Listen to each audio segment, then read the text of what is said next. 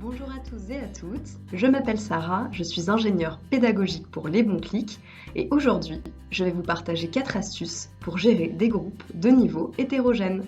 Même si vous disposez d'une offre d'ateliers lisible et progressive pour les publics et que vous avez fait passer un diagnostic de niveau et de motivation pour composer vos groupes, il peut arriver le jour J que vous soyez face à des disparités de niveau. Alors comment faire ? Astuce numéro 1. Pour éviter l'isolement d'un participant en difficulté, mettez en place une stratégie graduelle de coopération. Qu'est-ce que ça veut dire ? Commencez par animer une activité en classe entière pour permettre aux personnes les plus en difficulté de se faire porter par le groupe et donc de se sentir moins vulnérables.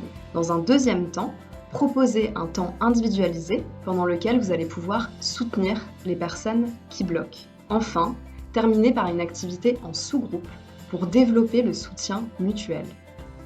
Astuce numéro 2.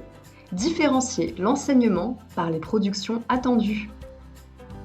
Dès l'étape de la conception de votre atelier et pour anticiper les disparités de niveau, prévoyez dans votre mallette pédagogique des activités sur le même thème, mais avec des objectifs et des livrables différents. Par exemple, pour apprendre à envoyer un mail, le groupe le plus à l'aise peut débuter l'activité en environnement réel et le groupe le moins à l'aise peut commencer à s'exercer en environnement simulé. Ces exercices sont d'ailleurs disponibles dans la formation Envoyer un mail sur Les Bons Clics. Astuce numéro 3. Mettre en place une table d'appui. Pendant la réalisation d'un exercice en autonomie, imaginez une table visible de tous et toutes à laquelle vous êtes assis ou assise. Chaque participant pourrait s'y déplacer pour formuler une demande d'aide. Cette table pourrait aussi être animée par un autre participant qui se sent à l'aise avec le sujet de l'atelier. 3 avantages à la table d'appui.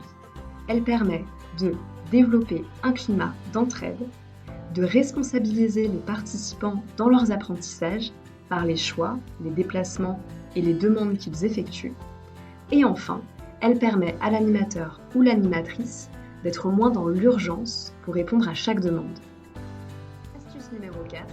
L'apprentissage par l'interaction avec les autres. L'apprentissage par l'interaction encourage les apprenants à coopérer pour valoriser leurs acquis et se confronter aux opinions des autres. On distingue 2 méthodes, l'apprentissage par les pairs et l'apprentissage collaboratif. Dans la première méthode, le participant apprend en enseignant et dans la deuxième méthode, les participants travaillent en groupe pour produire un livrable souvent commun. Voilà, j'espère que ces quelques pistes pour gérer des groupes hétérogènes vous aideront.